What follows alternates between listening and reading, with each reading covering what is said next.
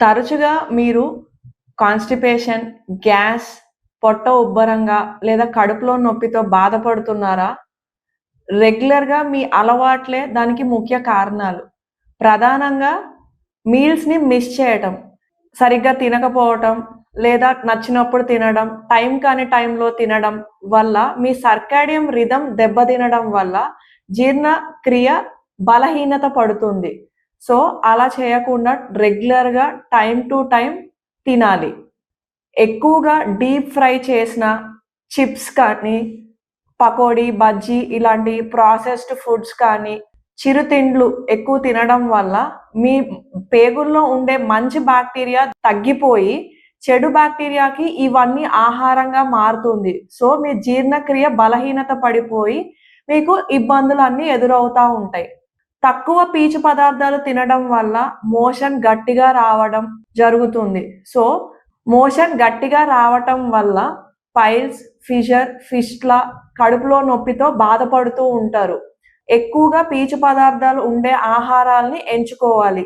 ఎలాంటివి అంటే fruits, vegetables, nuts, seeds వంటివి బాగా తీసుకుంటూ ఉండాలి.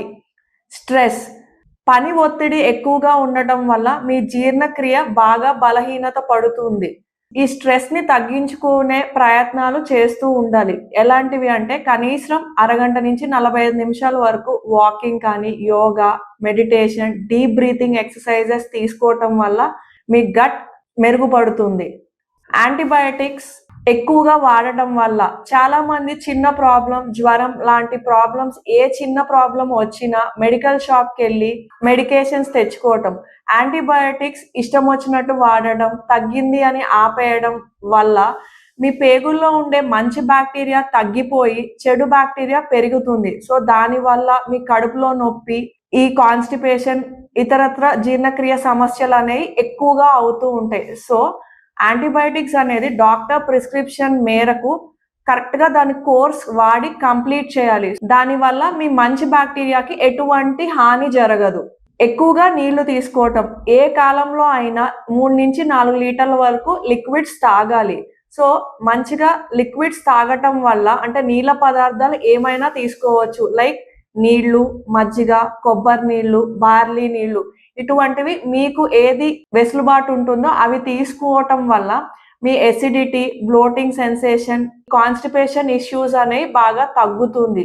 సో, కాన్‌స్టిపేషన్ లేకపోవటం వల్ల చాలా సమస్యల నుంచి బయటపడుతూ ఉంటారు. మంచి అలవాట్లని అలవాటు చేసుకుంటూ ఉంటే మీ గట్ బాక్టీరియా మంచిగా ఉండటం వల్ల మీరు హెల్తీగా, హ్యాపీగా ఉంటారు.